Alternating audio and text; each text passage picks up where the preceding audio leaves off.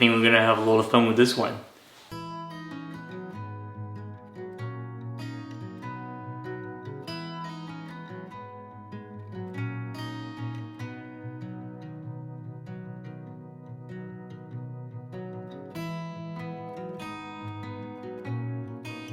So welcome to another Fishing with Rod episode, or Cooking with Rod if you want to call it that.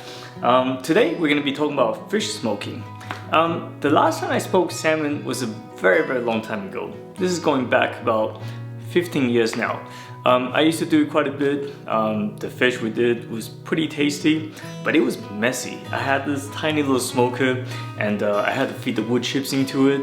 And I felt, you know, the amount of fish that I was doing, which wasn't very much compared to the amount of time I was cleaning and tidying everything up, it just wasn't really worth it. And I did it for a couple years and I just kind of stopped. But lately, my neighbor Beverly got a Bradley digital smoker, and she started smoking some of the fish that I'd given her, and they were fantastic. They were really tasty.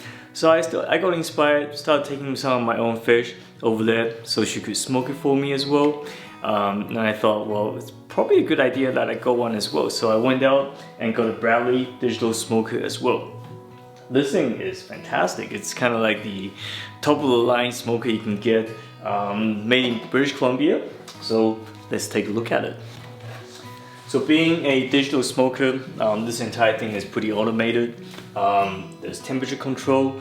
You can control the smoke time. So pretty much it comes down to, you know, once you press the button, you go away and just come back, you know, after the amount of smoke time you wanted, and whatever you're smoking will be ready. This compartment is huge. I believe this is the 4-rack compartment, so you can divide it into 4 sections for fish. You can divide it into 2 sections for larger items like, I guess, I don't know, meat and so on, or you can just do one big compartment, which is, I don't know what kind of animals you want to smoke in there, right? So let's take this out. Where are my scissors?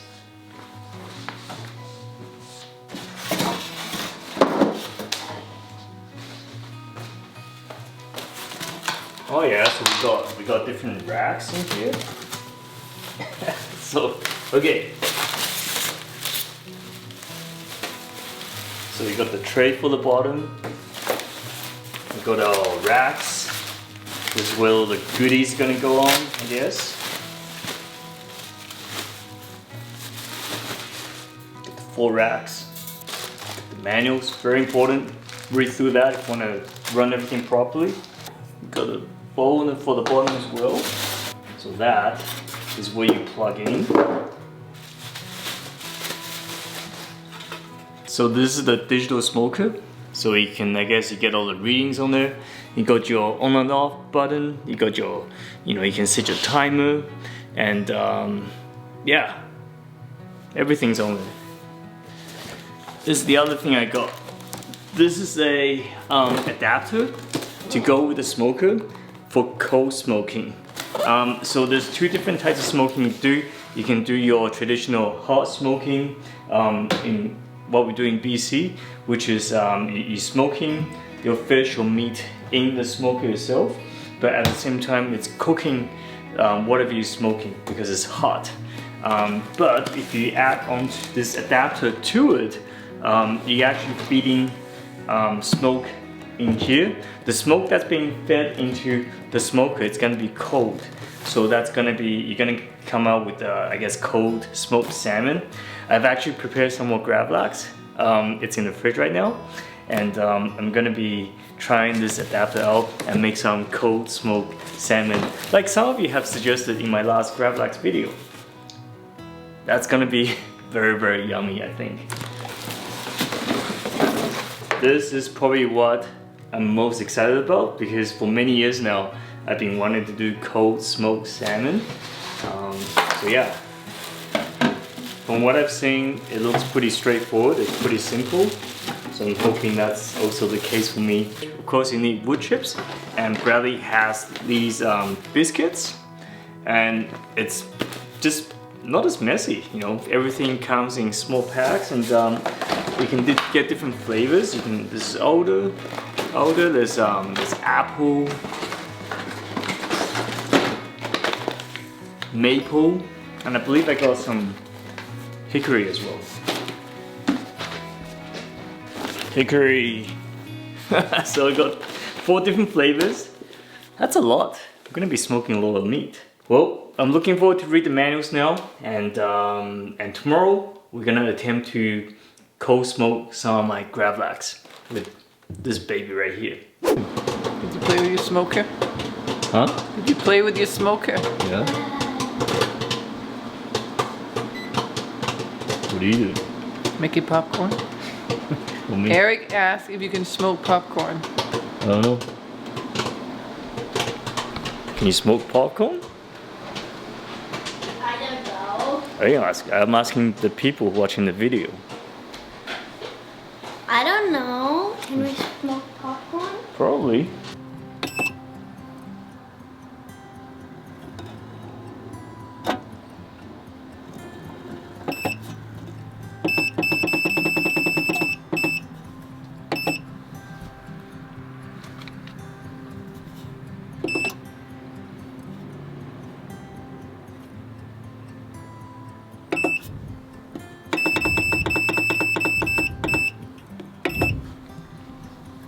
Okay, got the smoker set up. It was pretty straightforward actually. It took a bit of time to read the manual. I'm not a handyman, but this is as simple as it gets. So we're gonna season the smoker first, just running a few biscuits through it for about an hour. Then we'll get the cold smoke adapter and hook it up, and we'll do some cold smoking.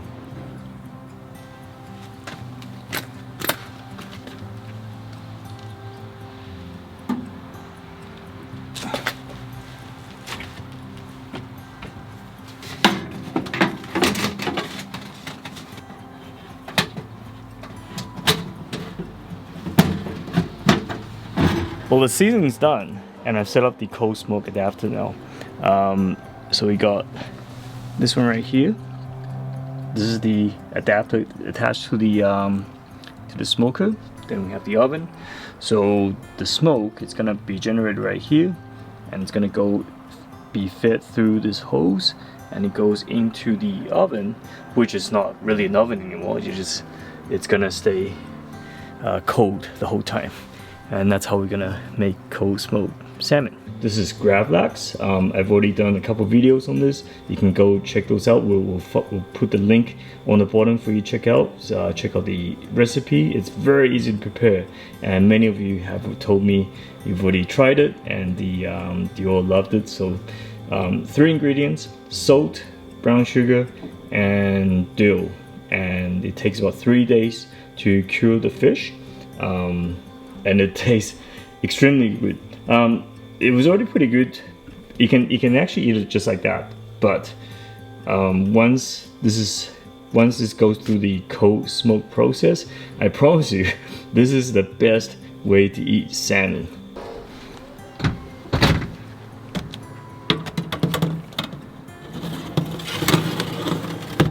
I'm gonna chuck them in here for an hour, and hopefully they'll turn out just pretty good.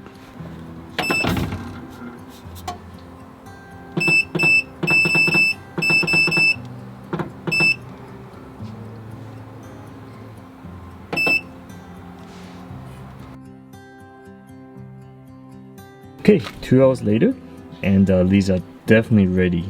Let's get these inside, and I'm gonna show you the results.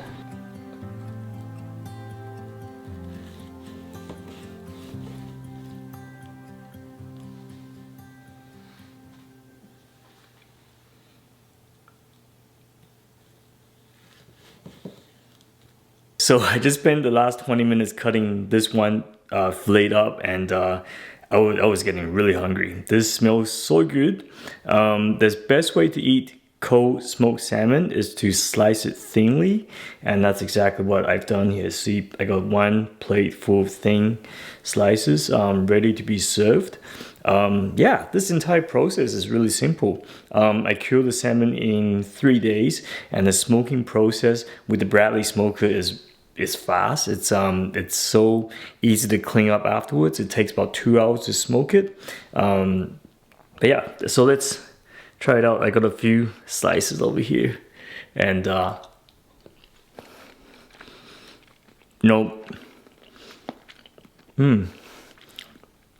Gravlax was already really good, the way I make it, but just adding that smoky flavor to this, this is fantastic. I feel so fortunate that we get to catch these coho salmon, to catch fish from a sustainable fishery, and to be able to enjoy them afterwards. Yeah, this would be so expensive if you buy it at the fish market.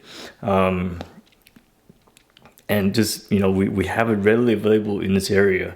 So yeah, we're super lucky. So good.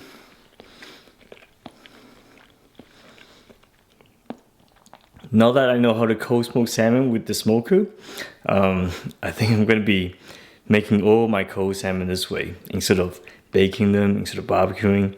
This is just so appetizing. You can put it on bread. You can eat it like the way it is, just like what I just did.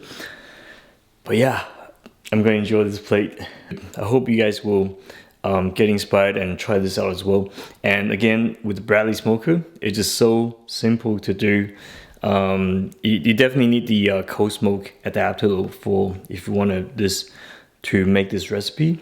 But again, it's a small price to pay for endless amount of cold smoked salmon, as long as you can catch fish, right?